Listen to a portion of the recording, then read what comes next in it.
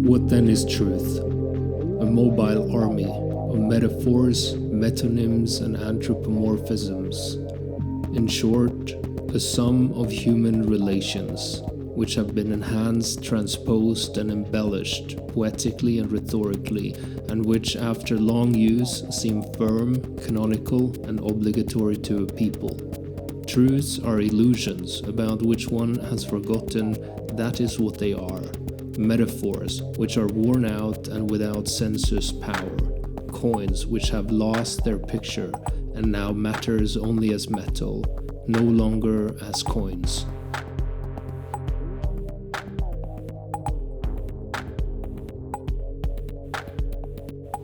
I'm Josef. This is the Catacombic Machine podcast. Welcome. I wanted to begin this episode by reading these words from Nietzsche to address the times we're living in. Post-truth, alternative facts, broken relationships. Henri Bergson writes that the human mind is so constructed that it cannot begin to understand the new until it has done everything in its power to relate it to the old. As much as I can understand the desire to fit the current political events onto a map of Germany in the 1930s, I believe that it's time to move on. Our coins have lost their pictures, and there is therefore no era of unblemished truths or pure facts to return to. What is happening is unprecedented. There is no blueprint from the past to explain what will happen tomorrow. And if you believe that Trump is Hitler, you haven't grasped the one you oppose, you've simply added an enemy. I've said it many times before, but I believe that it's vital that the opposition towards Trump and his like-minded international friends functions in the service of our differential affirmation. Maybe you've heard Zizek echoing Walter Benjamin's dictum lately, that behind every fascism there's a failed revolution. I think this is correct, but I would like to add that this failed revolution shouldn't primarily be understood as a collapsed uprising against the powers that be, but as a failure to affirm the difference of self. Rather than affirming our own becoming, we're caught up in a reactionary game dictated by the ones we oppose. Hence, even if we'd win, we'd lose.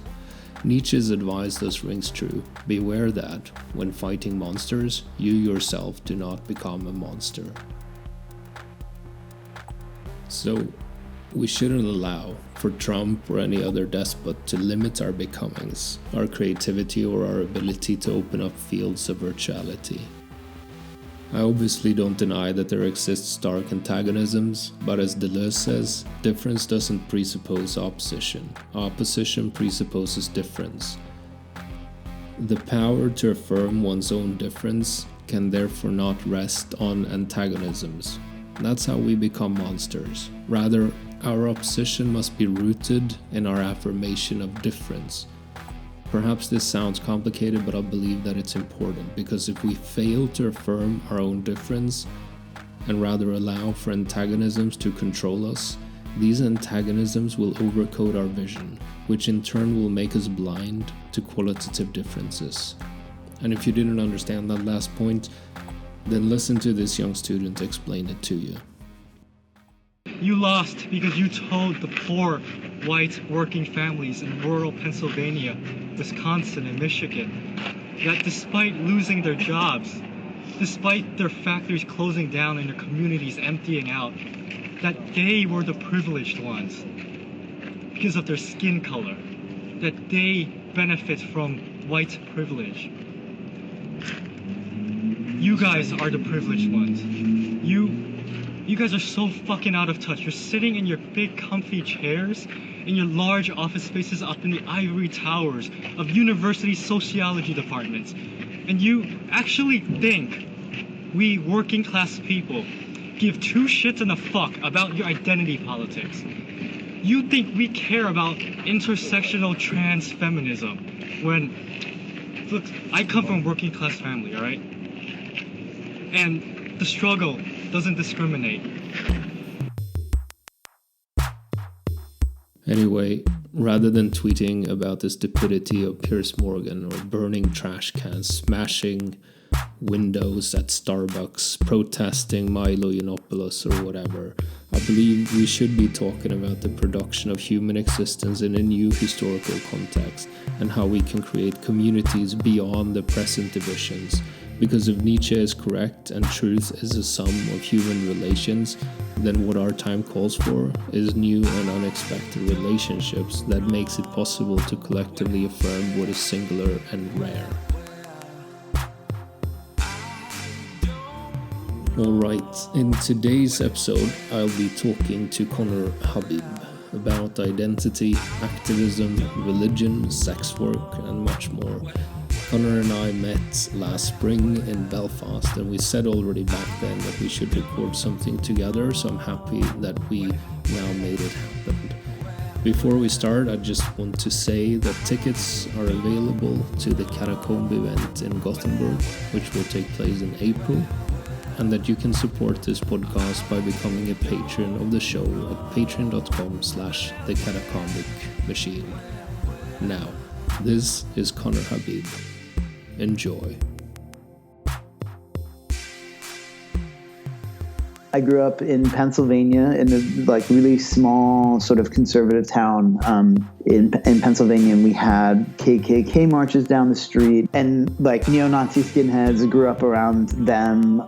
It was an intense place to grow up, especially my father is from Syria.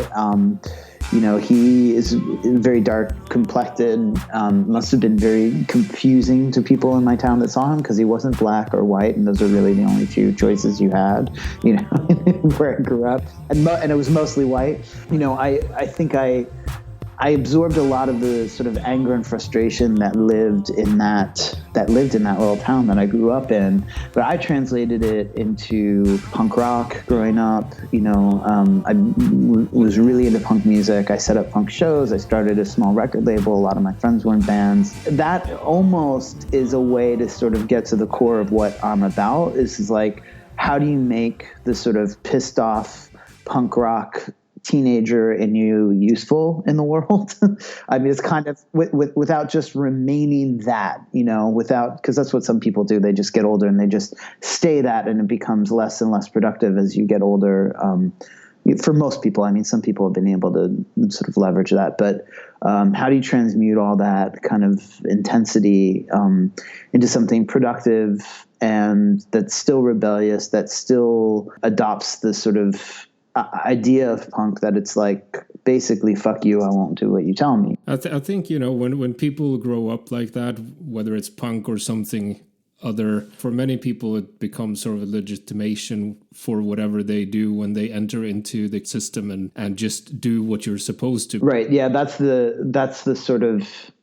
way that people let it go, right? It's like that idea that you're really hopeful as a kid, and then, but then you grow up and you sort of get a reality check, right? And it's that great, I'm going to mess it up a little bit, that great G.K. Chesterton line where he says, the vision is always the truth. It is the reality or the practicality that is often a fraud. And I think that that's true. After growing up in this place, did you move or did you become an adult in this racist KKK city? Yeah, well, if for your delusion listeners, I'm still becoming adult. I think, yeah, no, I moved to a different part of the state. I moved to Western Massachusetts for a while. So here it's this sort of weird Marxist haven in Amherst, Massachusetts, this college town in the woods, because there's so much activity related to revolution in the 70s and who the professors were at these schools for a while, that sentiment has just sort of stayed in that area. So there's even like a Marxism major at the state university I went to, University of Massachusetts. It's not called Marxism, it's called Social Thought and Political Economy, but it's essentially a Marxism major. In Sweden, we just call it politics. Politics, right. Right, exactly. And so that was basically the atmosphere I went to school in, but I studied literature and then later in grad school studied creative writing and also biology. And, I think I think another, the one version of me is this sort of, like I said, this punk rock kid. Another version of me is like this kid who just wanted to know everything. Like, I wanted to know a bit about everything. I want to know about science. I want to know about literature. I want to know about spirituality. I wanted to know philosophy. And so even to the point when I first got to college, I would go to the library and I would pick books off the shelf randomly. And no matter what they were, I would read them. I mean, I would walk down the aisles sort of eyes closed and just lay my hand on a book. And it could have been a book about physics or ants or mythology or whatever. And the idea in my crazy obsessiveness was that I would read every book in the library. Of course, I had to come to terms with the fact that was probably impossible. But that was the idea, was just sort of containing as much of the universe of knowledge inside of me as I could. And even if I didn't understand it, I thought it's sort of like, if you encounter something and you forget it, it's still in there somewhere. That's the theory, at least. It's still in there. It never actually leaves you. And that's what I thought about these books. Even if I didn't understand, some part of me would be able to interpret and understand it and would come out in some other way. So that's another sort of version of me. I think that's a nice way of thinking about knowledge. We are educated today to be more and more specialized, and these sort of different departments at the university are more and more secluded. You indicate one of the big problems with universities, which is just the training of expertise, because as we become Western culture become a culture of fragmented expertise, it becomes very difficult to even imagine anything, because the first of all, the idea of what's possible is so limited already by all kinds of cultural constraints. But the more and more of an expert you come in something, unless you go really, really deep down to almost like the molecular level of the thing you're studying, you begin to sort of cut off your ability to understand and interpret other disciplines, and therefore your sense of what's possible becomes even more limited, more narrow, more rigid. So you're constantly having to go to other people and rely on their sense of authority, and you're constantly exerting your sense of authority and power over others. So I think it's really important right now in this moment that people move away from being experts and start becoming generalists, real generalists, though, not just, I read this article about this, like really giving their time and themselves over to understanding more about the world. To expand their sense of possible. Yeah, I think it's true in Sweden and Europe as well. But I mean, the situation in your country at the moment in America, with the sort of debate about knowledge, both people who think alternative facts are just another way of looking at things, and then you have the other side of the aisle saying there are pure facts. But I think the interesting thing about that is that it's the sort of postmodern progressives who are now very skeptical towards people making up their own facts. Right. But they were, in a sense, the people who popularized the understanding that your understanding about what is true for you, and so on.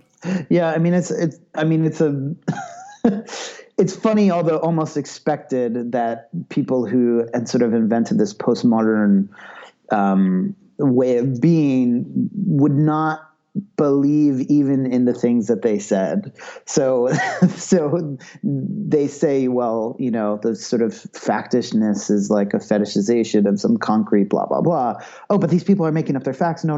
Like, it seems like, oh, well, of course you guys don't believe in the thing that you said because you refuse to believe in anything. You're always sawing off the branch that you're sitting on. And so, I mean, I think it's probably in that case, I realize we're sort of wandering a little bit here, but I realize in that case, it's really important to actually just move forward with this postmodern idea and take it beyond itself instead of regressing back into this sort of, no, let's retreat into the modernist narrative of there are pure facts and some things are real and some things aren't. Like, how do we carry it forward instead of retreating? I mean, listening now to CNN or, these big media companies, they sound a little bit like the Catholic Church, being challenged by someone coming saying, no, we want everyone to be able to read the Bible, or we want the Bible to be translated to these different languages. We don't want no Pope anymore, and so on. And they're sort of saying, but if we're not the authority, there is no authority, and that's chaos. And then some evil person, in this case Trump, will capitalize on that. So we are important, and our power is important. So in the end, I think it's a power game. But of course, people buy into that and support the one or the other, because in a situation like today, it seems like you're either for Trump or against Trump, and there's really nothing else to do. You can't move beyond that binary. Right. Yeah. And I think what you point out is that, really this sort of battle of facts that people have really already just immersed themselves in since before the election. It's really a distraction, because what this is if it's a battle at all, maybe it's not even a battle, but it's a sort of playing field of, moralities and desires, and we should be pushing those things forward, because this sort of trick of facticity has been used against us by every government. It was used against us during the Iraq War, to stage the Iraq War, before that the Vietnam War, but especially now, where we need to find some grounding that isn't about some sort of naive idea of scientific purity and scientific truth and pure facts and that sort of thing. I've been at the university for quite a number of years, but I think the university in that sense is problematic, because the understanding about knowledge is very much about purity. It's a very sterile environment, and so you can sit there and you can imagine worlds that are totally distant from whatever people experience. And then, of course, it becomes oppressive when that oftentimes simplistic understanding about whatever gender or race or something like that becomes just, this is the map for how things are. And if you don't fit in that map, you're wrong. Mm-hmm. Yeah, it's and that's a language issue, right? Like the tension. Owen Barfield talks about the tension between subjective experience and exact language, and we've really for a long time just been erring on the side of exact language, and we need to push for the presence of subjective experience a bit more, and stop relying and sort of lazing on using certain kinds of words and certain kinds of concreteness of terms as where we find our creativity and our sense of resistance and all that sort of thing. So let's move on. I was thinking, about you, because you're, as you said, your father is from Syria. And you're culturally Muslim, right? No, I'm not. I've seen your tweets, that's why. Oh, well, no, my father grew up in a village in the mountains of Syria, and at a time, which was basically until before September 11th, when Syria was predominantly not Muslim, although there was by a slim margin, but so he's really sort of like Christian mixed with nomadic people beliefs. So he, when he came here, what is he exactly going to practice that even looks like the kinds of sort of religious pathways that he grew up in? There was nothing. There was a Syrian-run church that he might think to go to, but I was raised irreligiously. I know your mother took you to church. She did sometimes, but she was sort of just like, she was raised by fundamentalists, right? So she was just like, do what you want. Like, do you like this one? Do you like this one? And, I didn't. But it wasn't because I didn't like the message. In fact, that was always really interesting to me. It was just that I didn't like waking up on Sundays and going to a place, Yeah, who does? Yeah, right. That's the most stupid thing if you want young people to go to church Sunday morning. Exactly. Like, have it, if you could do it where you have them like skip school for a day to go to church, like everybody would love it. and if it weren't for Martin Luther's drinking habits, it would have been church at 6 a.m. He was hungover. That's why they pushed the time. Great. That's awesome. It's like, I don't think people should quote me on that in their master theses, but I have actually read that somewhere. He was hungover, so we have to have church at 11. So nowadays, when the nightclubs are open much longer, I think church should be at maybe 3 in the afternoon. Absolutely. Okay, so you have Syrian heritage. You are also gay, and you are a sex worker. So I think for people fighting for social justice, they must be very much fond of you because you're such an outsider in many ways. Do you think in the sort of public discourse on identity politics do you feel that they're speaking on your behalf? Well, my identities, all these different identities I have are just sort of steps in understanding the sort of gestures of the world, right? So there were definitely times in my life when I felt sort of more concretely placed in each identity. And I might have even spoken like people speak today about identity, like I am this, I am that, but I tend now to see them as just sort of ways of understanding. And I think that if the sort of college kids aren't sort of in alliance with me or aren't speaking with me, a lot of it has to do with that. A lot of it has to do with this sort of misunderstanding of what identity is, that it's a step. It's not a place where you rest, or sort of lays back into. But I look at them and just think, well, I believe some dumb shit in college too. And I made the best of what I understood. And I think a lot of them are just doing that as well, Yeah.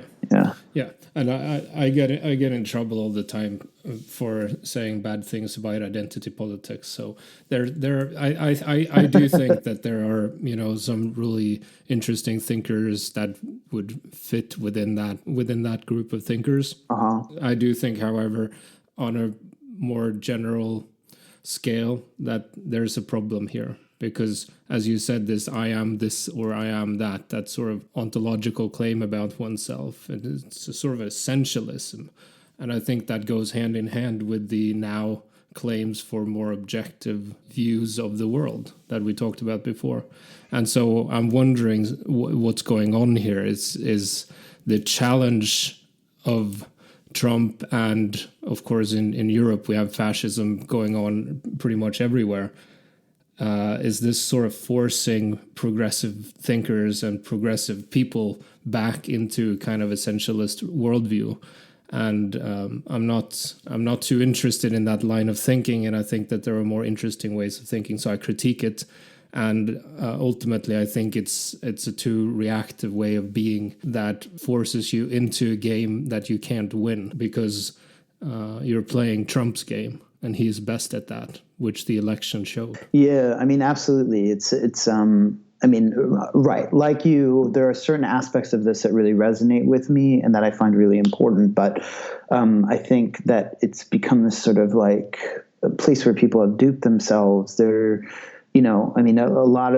a lot of identities are, essentially just sort of new nationalisms. And you can see that they're nationalisms because so much of the focus is around language. If you use the wrong word, in other words, if you speak in a different language, you're sort of exiled or kicked out of the kingdom, you're kicked out of the borders. And yes. I think that there's a problem in that this sort of like this rigidity of borders. And then, there's this sort of, well, people try to excuse that by saying, well, no, intersectionality, which itself also seems like a consumerist trick to me in some way. Like, we got to collect every identity I can. So Conner Habib is a Arab sex worker, queer, who's a survivor of abuse, who has experienced who's experienced neurodiversity, in his life. So it's like, I I feel like there's so much, there's so many ways I can do this, all these combinations, but it really feels like I'm just trying to own things when I talk about it that way, and that my collection is somehow bigger, and therefore my boundaries are more fragile. And so it's like, because if you sort of chip one piece of the collection, the entire collection is ruined. So I think it's a trap. It's naive to think that those ideas are not influenced by what else is going on in the world and are somehow just pure resistance to it. It's not. And even if it were pure resistance to it, as you point out, resistance, as we should know by now, is always reinforcing what is resisted because it gets its identity and power from it, right? So, yeah. I grew up religious, in a Christian family, going to church, even though I didn't want to wake up early and so on. So I feel, in a sense, I've already done this. You talk about it as a sort of nationalism. I think of it as very much a kind of religion. Mm-hmm. And maybe even more so in Sweden for the past 10 years, but I see the same thing happen in America. So I'm just a little bit worried about you guys. Like, so maybe people should read some of the sort of great critics of religions and actually apply it on themselves, and not just say that's about those other people who think the earth is 6,000 years old. I don't know when that will happen, that will begin to apply dismantling our own fundamentalisms, but because nobody thinks that they're a fundamentalist. I mean, it's just the whole thing that is happening now. I think religious people that has in some sense liberated themselves from the religion they grew up in and not just become a cynic are equipped in a way few people are to actually think about these things without just falling back into something similar to what they came from. Yeah, well, what you're pointing to, hopefully in the best cases, is sort of the same thing. Not the same thing, but overlaps with the process of coming out, right? Or becoming a sex worker, whatever. It's this idea of choosing a desire that's forbidden. So you decide you decide to create a world, in some senses, against the one that you're in, right? Now, the trap of that, of course, is just sort of becoming a mirror image of it. So if you're religious and you just become some fundamentalist new atheist whose mission in life is to convert everybody to atheism, or if you're gay and you come out and then you just become some misogynist person who only hangs out with gay people and absorbs all the mores of consumerist, homo normativity, gay culture, blah, blah, blah. It's there's always a trap there, but at least in the pathway of following and that desire, it gives you something. It teaches you something. So let's talk about desires then. I think that's interesting. And we can just make it personal for you and talking about being gay. Coming out, was that ever an issue? To myself, sure. With other people, not really. I mean, I didn't have like some iconic moment where I gathered everybody in the living room and turned off the TV and gave a very solemn message that I liked anal sex.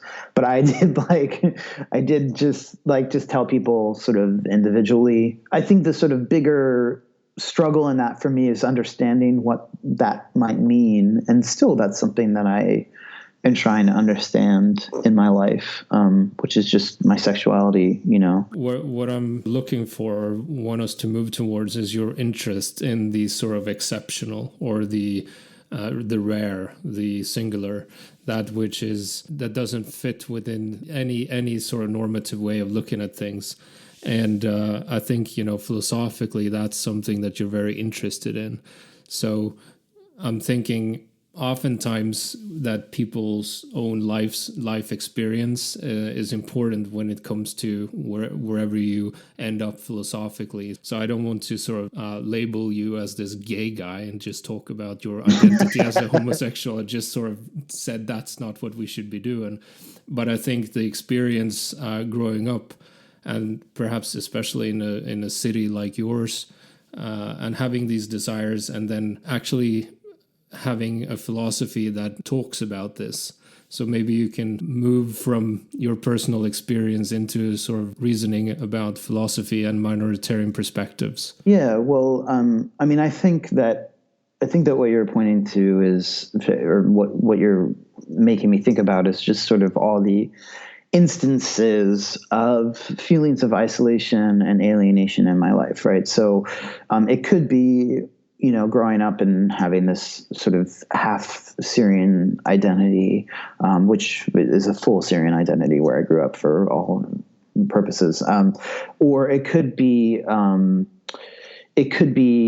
that, I was attracted to men and that was really isolating. I was trying to figure that out and I couldn't really talk about what I actually desired because, just get the shit kicked out of me. Right.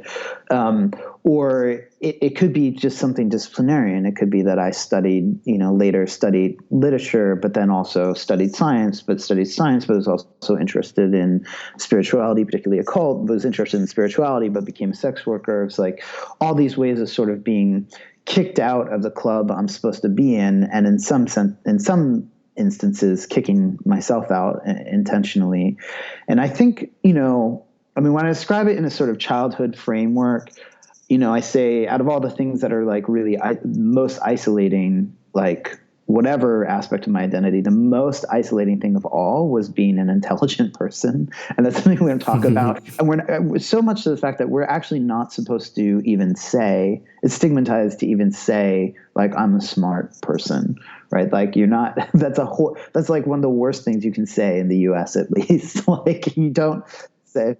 It would be even more bad, if you were in Sweden, because we have a very strong, we call it jantelag, which is a sort of taboo against, we can't say that we're exceptional. We can't say that we're great. It's very much a sort of false, humble way of being that limits people from whatever they're good at, from sort of excel in that, because you're not supposed to think that. And I mean, we're moving slowly away from this. I don't think it's very present in major cities, but if you go to sort of North Sweden, small cities and so on, that's very present still.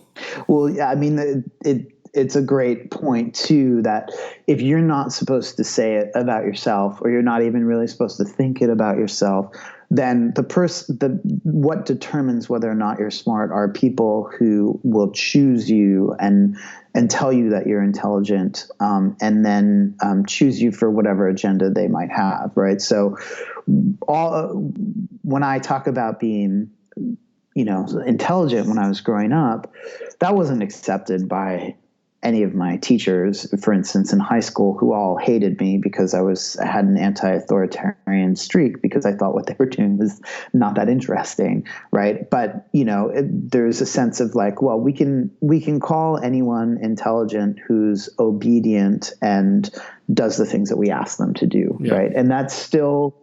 But if you stand out and you say that about yourself, then you don't have a place within that scheme of things.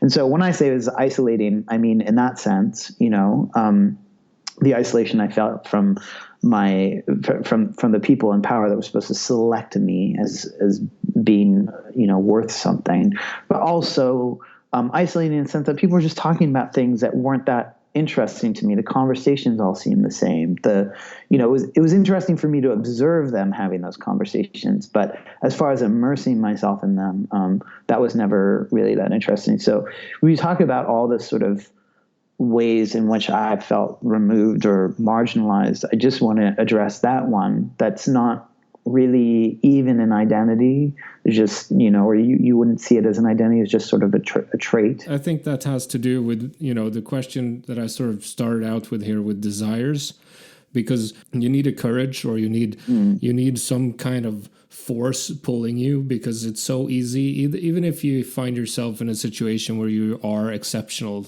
like being gay, for example, or in my experience growing up in Sweden, being a Christian, that was very rare. In a sense, it's easy then to just, okay, so I go to the church and I have my firm identity there and live with those people that are like me, and you could have moved to San Francisco and be part of the gay culture or something like that, and suddenly you're part of what is normal around you.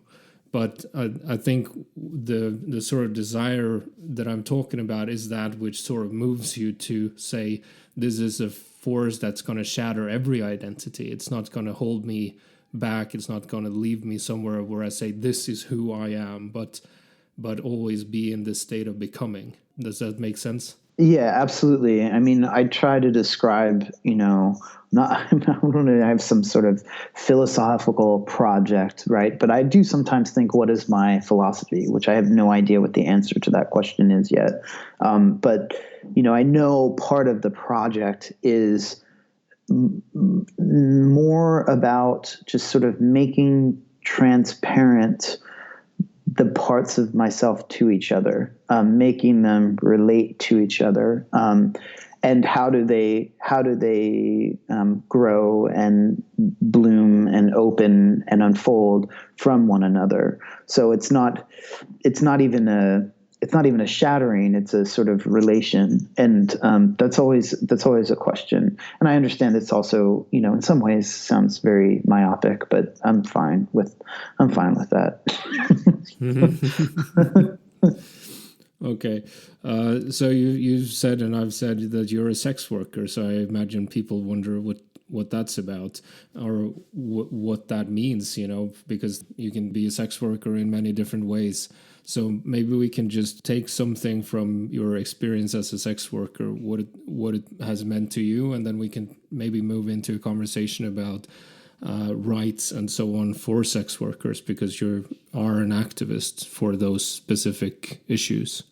Sure. So I am mainly known as a porn actor, which I have done gay porn for 8 or 9 years now, something like that. I mean, I've been on kind of a hiatus for a couple of years, although I've done a few movies in the past few years, and I'll do more in the future. And also I was escorting for a while, and yeah, I mean, for me, that porn was something that I had wanted to do since I was a kid. Since I had any understanding that was something that people did, and that it could be a job. I remember really kind of young. I think I was 11 or 12, just thinking, wait, people make themselves and other people feel good as a job. Like, why wouldn't anybody want to do that? Why are we talking about being bankers? Like, I don't understand. Like, why is that not the thing that you would want? And, but it took me a long time to get there. I mean, I went through academia first, but I mean, it was always just still a dream. And then right after I turned 30, I started. There's a strong cultural taboo for doing porn. Yeah. Almost all people watch porn, though. So, it would be strange if no one was actually doing it. Everyone understands there are people doing this. And probably, today that sort of cultural taboo is weakening a little bit. Right. So I think there's a shift going on in people's perception of themselves, putting themselves online, for example.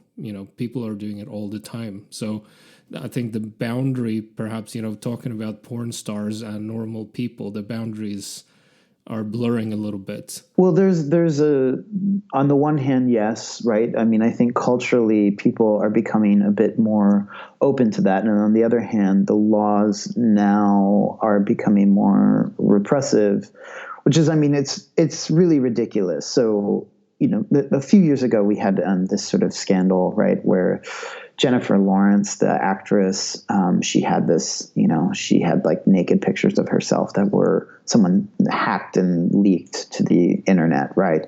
And she was outraged, and she was like, "This is a violation. I did not say that this was all right." And I thought, this is fine, right? Like, I mean, she felt her consent was violated, and that's problematic and all that. But then you add in the other cultural factors of people in power who can literally look at any email or text that we send at any time, and in fact had a whole thing where they had to talk to each other about, well, when is it fine for us to look at naked pictures? Should we just do that anyway? With the NSA here, and so we're all. I mean, we're all voyeurs and exhibitionists, whether we want to be or not.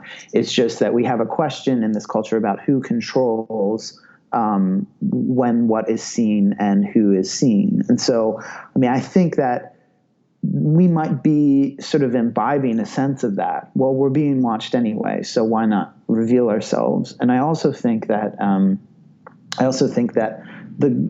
that governments have trouble with that. Governments have trouble with us getting in touch with the sort of exhibitionist voyeur aspects of ourselves without their permission for various reasons that have to do with privacy and secrecy and power and control. And I also think that, when you say, wouldn't it be interesting if, everybody watches porn, so it'd be kind of interesting if nobody were doing it, right?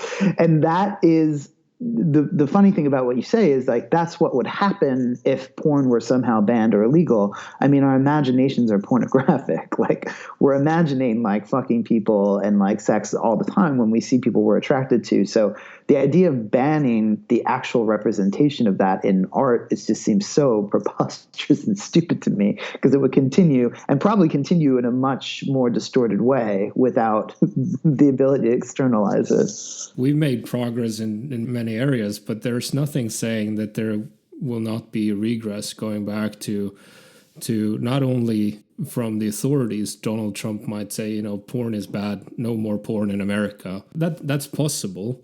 But there's also a possibility, I think, in the same sense that we've been sort of touching upon a number of times now, that people are moving back into something where, for example, talking about sex or showing sex on a video or something becomes something that you're not allowed to do, because these sort of new nationalisms or religions that we've been talking about will come up with their own way of thinking about these things. And I'm not sure that they're more open to people expressing their differences than, say, the president of the United States, because you're supposed to be within the group and follow the norms.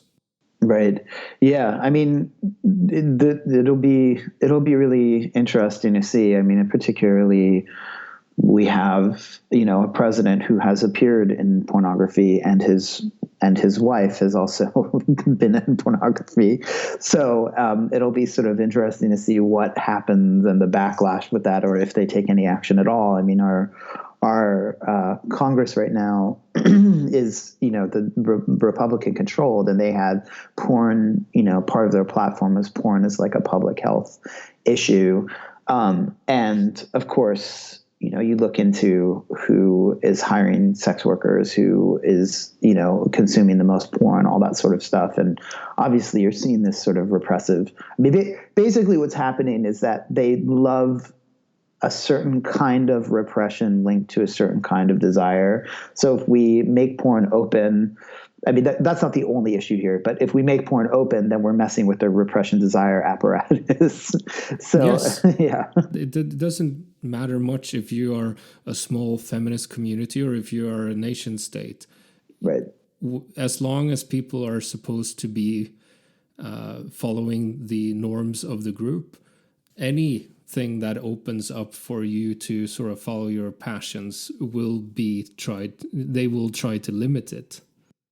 Yeah, absolutely. And I think, it's funny, I had a discussion with Peter Rollins about repression and openness, right, once. And he was saying, well, I mean, the repression, and you would understand this from a typical psychoanalytic point of view, like, well, yes, but the repression is something that really amplifies and enhances like the desire, and then and as sort of a subset pleasure.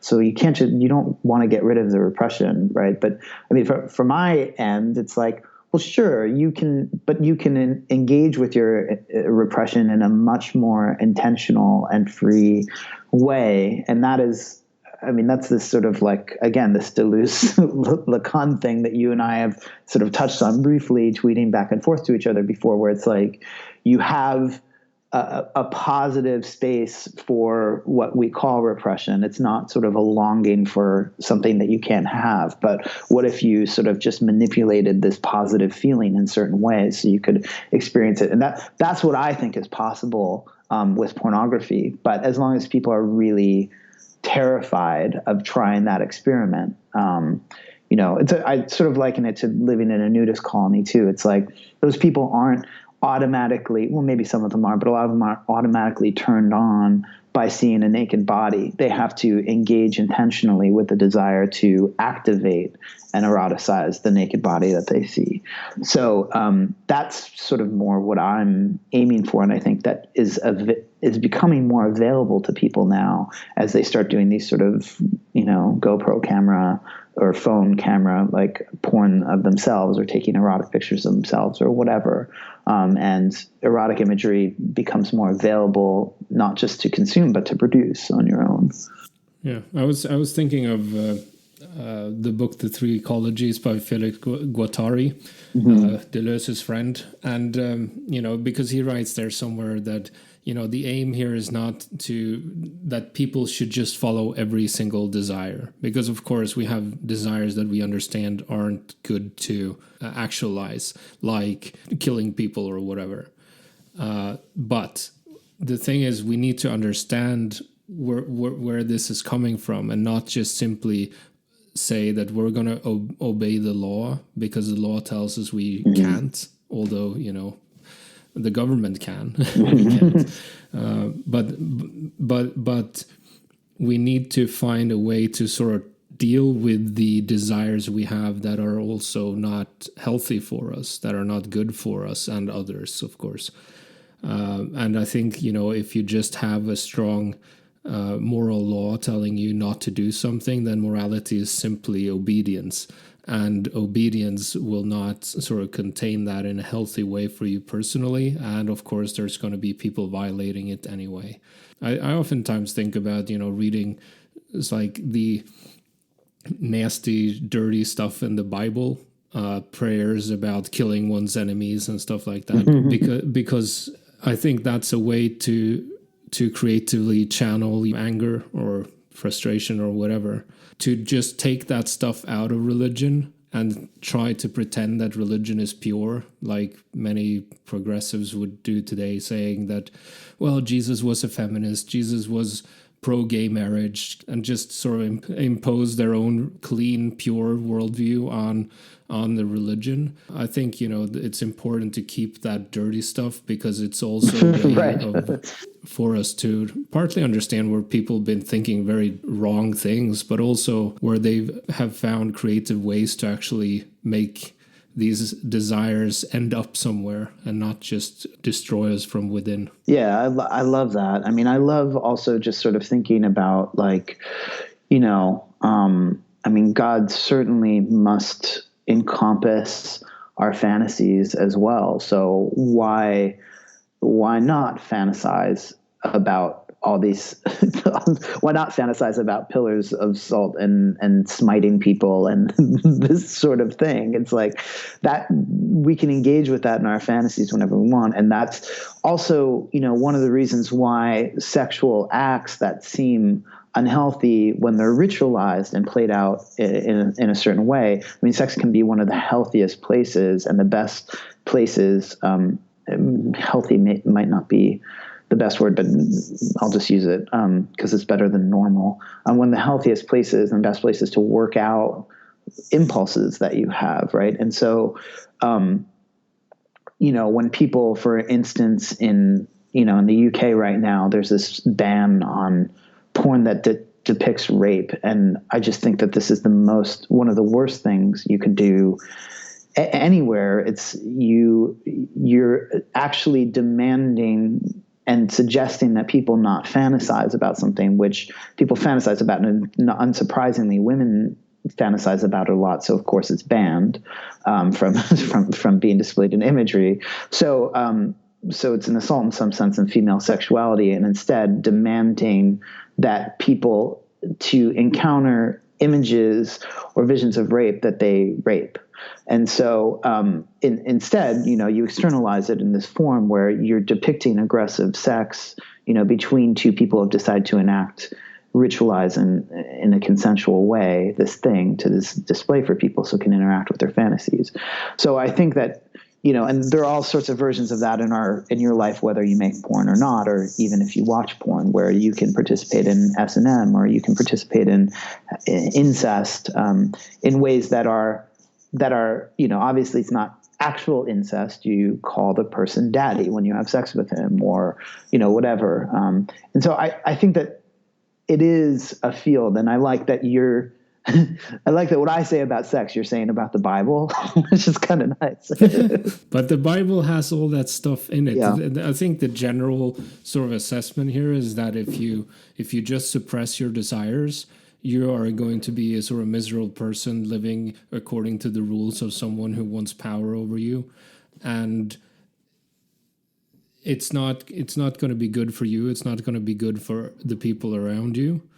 And there are actually ways of making use of your desires in a productive way that not necessarily needs to lead to everything that you think about materializing. I don't need to kill everyone that I don't know if I do think about that very much, though. But, as an example, if I have the desire to kill someone, it's a good thing if I can find a way to sort of channel that desire in order to not kill someone. Right. Yes, I would say that that's a good thing. I think that yes. I think that there's also, so like David Lynch, who does all the transcendental meditation stuff and really is like spent, probably millions of dollars and raised millions of dollars at this point, just like bringing transcendental meditation in hopes for peace and calm and confidence. He also makes these movies that have the most gruesome deaths of all deaths in these movies and have, this intense darkness, right? And real, like in Twin Peaks, that Bob character in Twin Peaks is real evil. It's not just some everyday depiction of it in some horror movie. It is really, truly to the core of something. And I think that you see that we don't get a pass on our dark desires. We don't. I'm thinking of Blue Velvet in the closet. Yes, totally. In Blue Velvet, in the beginning of the movie, where he sort of looks at this nice neighborhood and then zooms in, and you see all the dirty, nasty shit in the grass.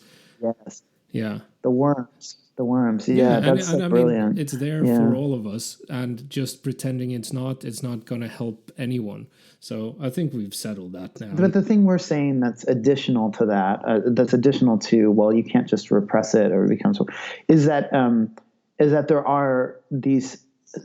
You can find that possibility anywhere, right? So you can find it in the grass where the worms are. You can find it when you have sex. You can find it in pornography. You can find it in the Bible. You can find it in just about everything. So seek that out where you look. And as soon as you do that intentionally, to create it here and there in these certain spaces, you relevate it. You sort of, in some ways, you save it. We've been touching upon religion and so on now, but I'm thinking, there is a religious interest for you as well, not only for me here, because I listened to you talk about esoteric Christianity and so on. So maybe you can talk a little bit about that and how that informs your perspective on things.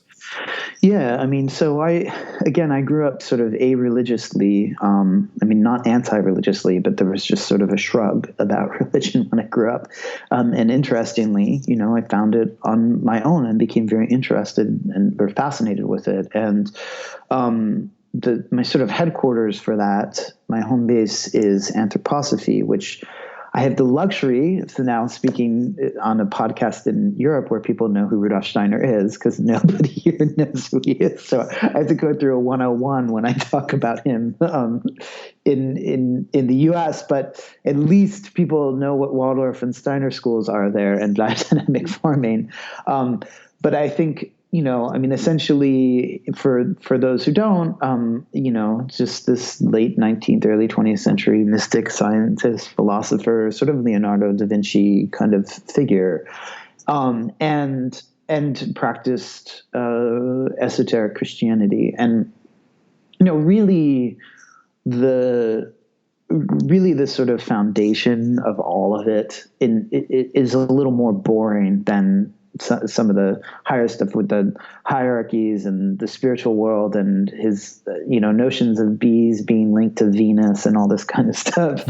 And the foundation really is just this idea of freedom for yourself and for others, and compassion and for yourself and for others. And how does this and that is truly enacting Christ within us, right? That Paul line, not I, but the Christ within me.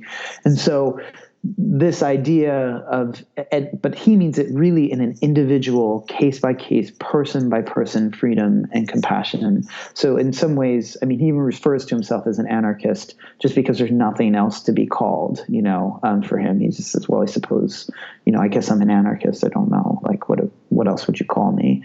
And to me, once you start investigating what freedom really would mean, and compassion really would mean, you do get into very intense metaphysical questions, and you get into questions of ontology. You get into, what does it mean? And of course, everybody knows. Everybody who has any philosophical bent knows this, right? Like that we get into questions of free will and determinism and all that sort of stuff. But of course, that I think would lead you to religion and spirituality and all that sort of stuff as well. But I don't think that's exactly what you're asking. So why don't I throw it back to you after having said all that? No, I think that's good.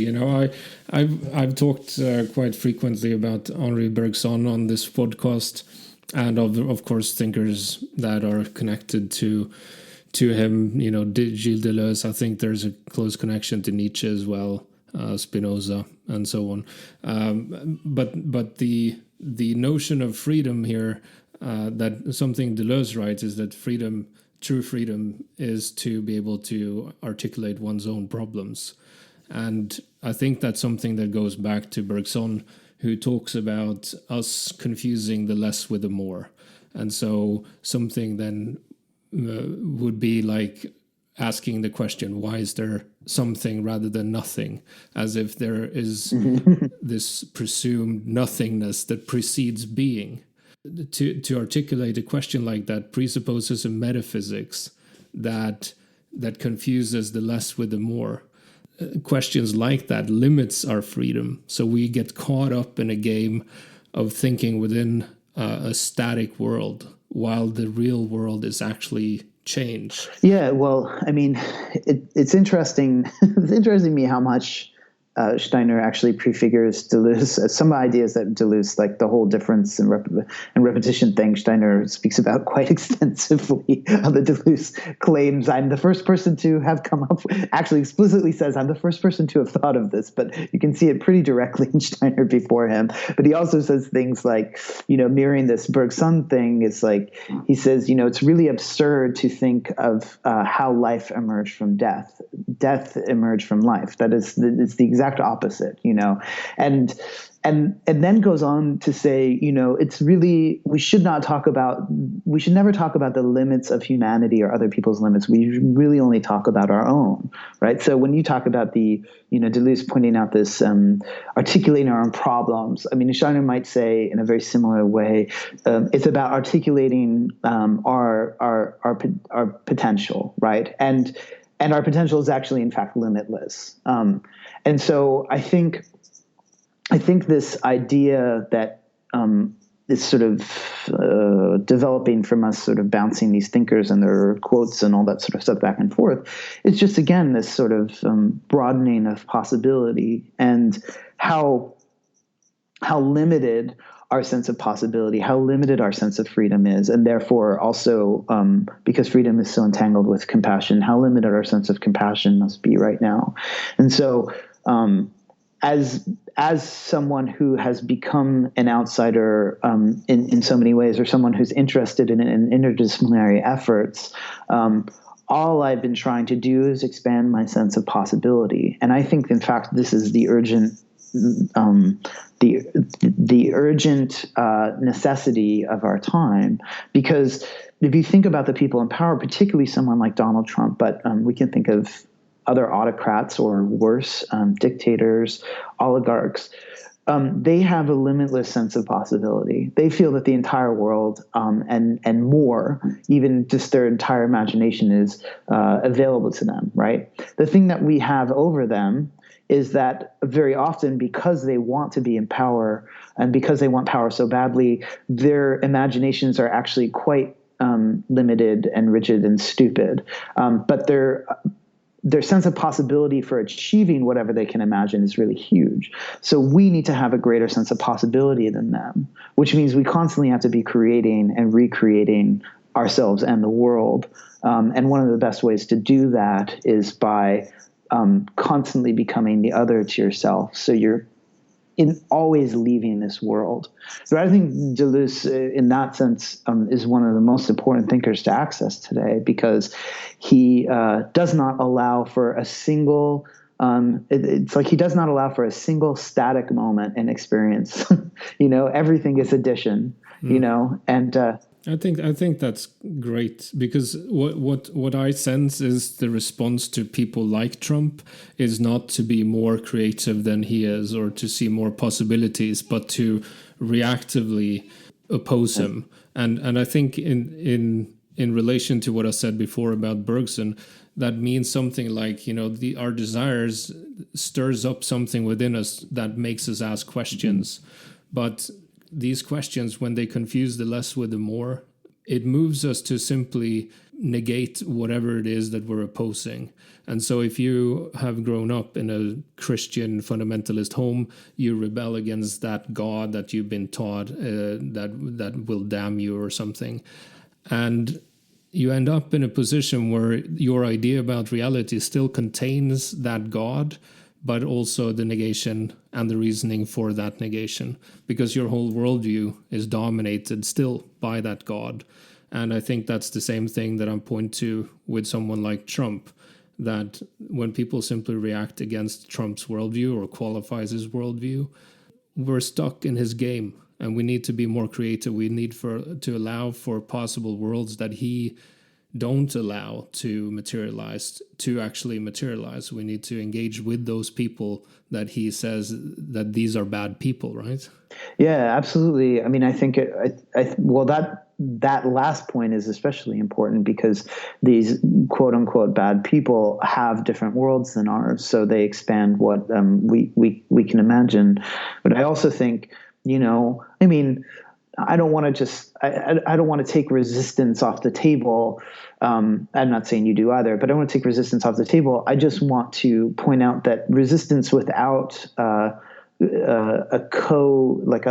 partner or a parent of creation happening at the same time, and an imaginative experience happening at the same time, it's not gonna work. And even if it does work, it'll just work for a second, open up the chance for creation for a moment, and then fall back into itself, and we'll just have another version of Trump, right? So it's like, do we and this is something, surprisingly, Alain Badiou speaks about, I think, when I understand him as much as I can. He tries to say, like, we don't have to sort of wait for the revolution to happen and fail. Like, we can do something along the way. And I don't think maybe he and I would say the same things, not that I'm on his level, but that he and I would say the same things about what to do along the way. But I do think it's, why aren't we opening this creative space at every moment that we dedicate to resistance? We should be dedicating this moment to this sort of portal or this opening as well, so that it doesn't just appear for a brief moment at a certain point in the resistance and then close again instantly. Yeah. I think resistance must always function in the service of our affirmations. Yeah.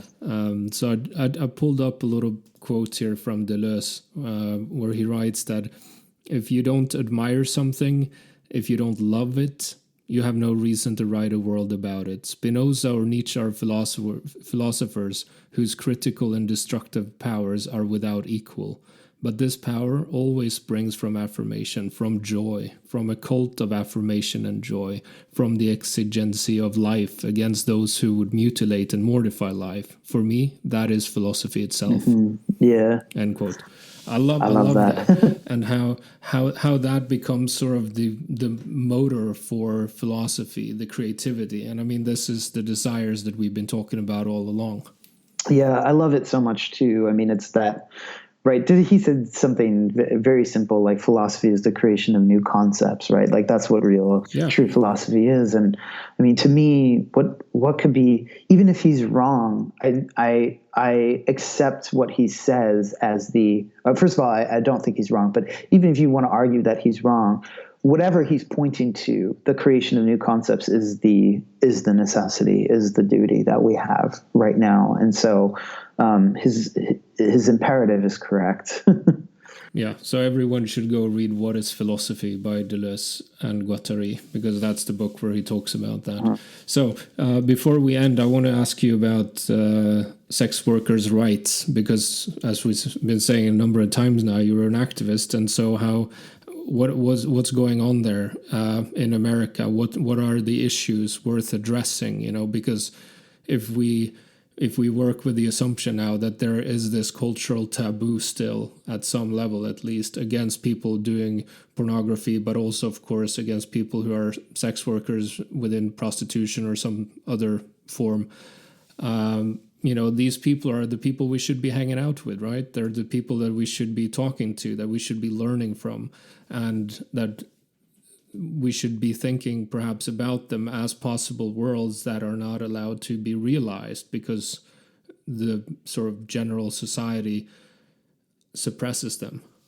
Yeah, I absolutely agree. I mean, first of all, we are interacting with them all the time, right? So like you are already watching pornography, or you are already, you know, hiring escorts and sex workers or whatever, or you are in yourself mirroring some sex work behaviors by whatever you do in your own sex life, or when you go out on dates and, you know, someone pays and the other person doesn't pay, and, you know, sex is expected or whatever.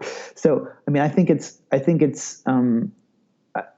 that those interactions are happening already, and the overlays are happening already. So maybe start these communications. One of the things that, some of the things that are really important are porn performers are discriminated against on so many levels. It's very difficult to not be discriminated against if you were in porn and you go and try and get a job somewhere else and they know that you did porn, for instance.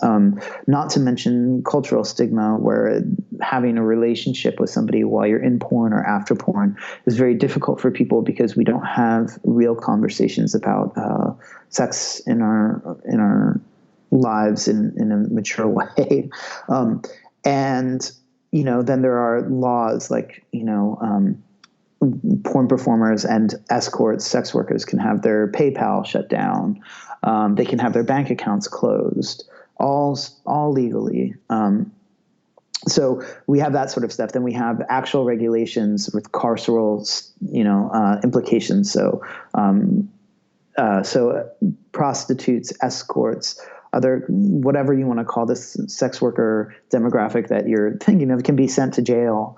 Here it's still illegal. And then there's this sort of what is called the Nordic model, which I think is actually happening in Sweden as well, right? Where Johns will be, like, the client can be arrested and punished, which is absolutely insane because it limits the options for the sex worker to be able to choose his or her own clients, because there's a limited pool of clients and people are much more afraid, all that sort of stuff. And also, you can't really go to the police if you're a sex worker in this country. If something happens, if you're beaten. In fact, the police are often the ones abusing sex workers, setting up stings where they'll have sex with an escort and then arrest them afterwards and using the sex as the proof.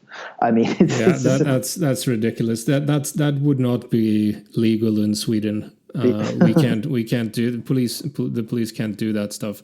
But I'm thinking, with the Sweden's important in this, as you mentioned, because we're not only do we have this sort of Nordic or Swedish model, we also try to export it.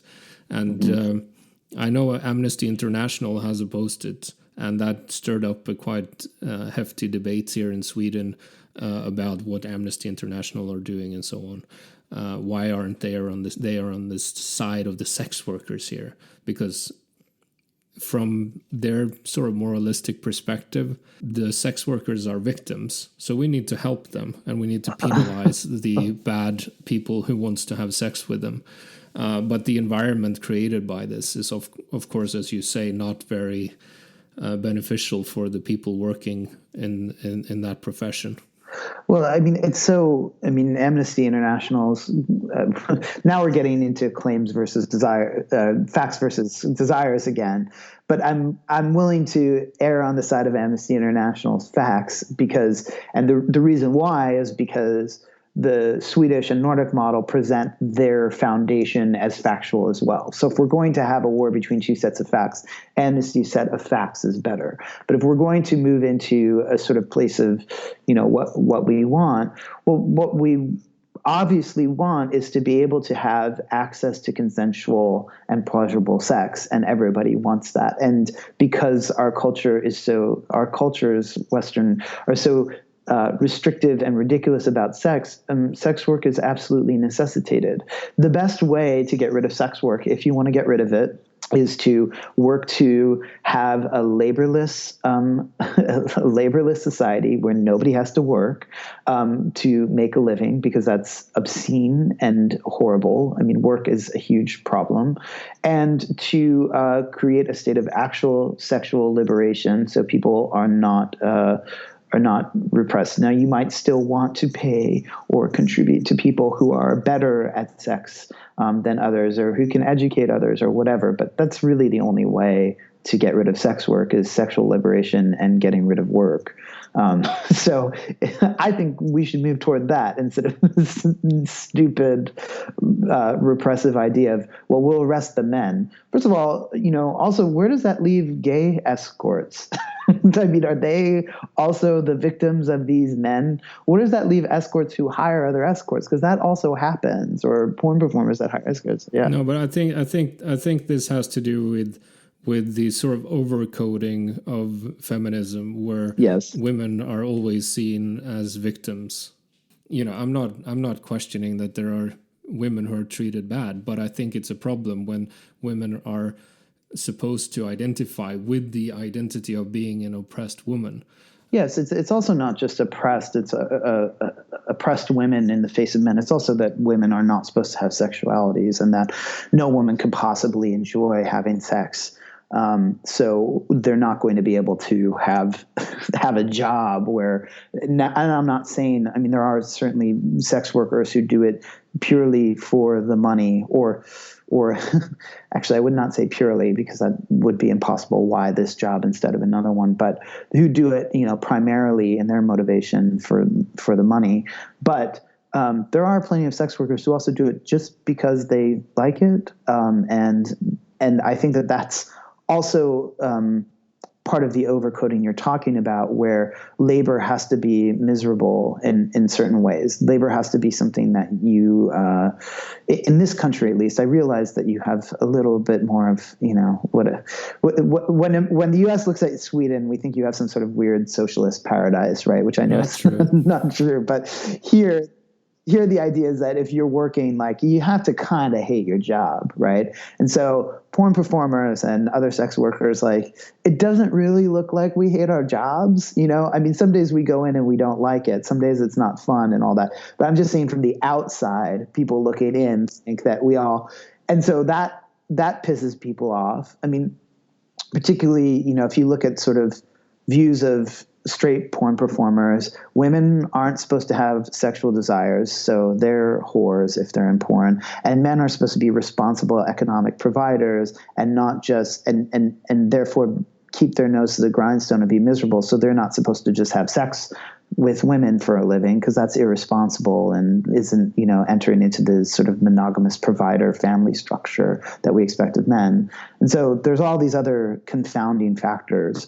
But the Nordic model, I'm sure, yes, that's part of this equation, is this overcoding, as you say. Is there something going on within among sex worker activists that can sort of be used by other people as well, fighting for oppressed or whatever groups that were, we can talk about women, we can talk about gays, we can talk about sex workers or whatever.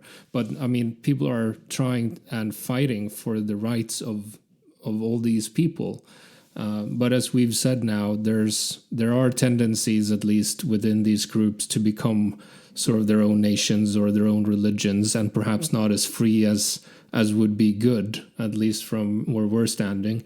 And so is there something going on within the activism regarding sex work that could be picked up by, say, feminism or Black Lives Matter or whatever? Yeah. Yes, not enough, unfortunately. Unfortunately, the sex work rights movement is much like most rights movements in that it takes the form primarily of resistance without the kind of dream that we were talking about, the creation that we were talking about. However, and so what that turns into is essentially sex workers' rights is, sort of latched onto a labor rights platform, and sex workers' work is a rallying cry. Now, I think that that's awesome. It's taken great strides to protecting people, changing public opinion, all that sort of stuff. And I think that that's awesome. However, the best sex work rights movement and the best sex work rights activists, I think, are all ones that combine this sort of resistance ideology or action with a sort of idea of sexual liberation as well. So in other words, you have a grander cultural vision combined with this on-the-ground thing. And the grander cultural vision, even the sexual liberation, I would actually almost call it sexual possibility or sexual radicalism or something like that, where they're envisioning what a world that was more invested in pleasure, which I know is so problematic for so many philosophers, I don't understand why, but invested in pleasure would look like. So that's where I think if you start looking at those particular thinkers within the sex workers' rights movement, I think that those are the people that can really illuminate other struggles and activism. I think that you have people like that in every movement, by the way. So you might not have to learn it from sex work, but it's just so obvious in certain sex workers' rights circles because sex is desire. I mean, sex is obviously an expression of desire in a way that it's not in other places. So if you have someone like Amber Hollabaugh or Carol Queen, you have people that are really thinking about absolute sexual revelation and rights resistance at the same time, or resistance for rights at the same time. Yeah, I think that's great advice, and I. Looking at Black Lives Matter and feminism and the progressive left or whatever we want to call them in America, I agree with you. I do think there are those people that you're talking about within each of those various groups. I just don't think that they're allowed to voice their concerns and their opinions very much. It's sort of drowned in a more reactive way of thinking. And that's, I guess, why I critique it so much, because I want more of what you're talking about. So I think that's great advice. Everyone should listen to it. And Conner Habib, thank you for being on the Catacombic Machine. Yeah, I'm happy to be here. It's great having a conversation with you.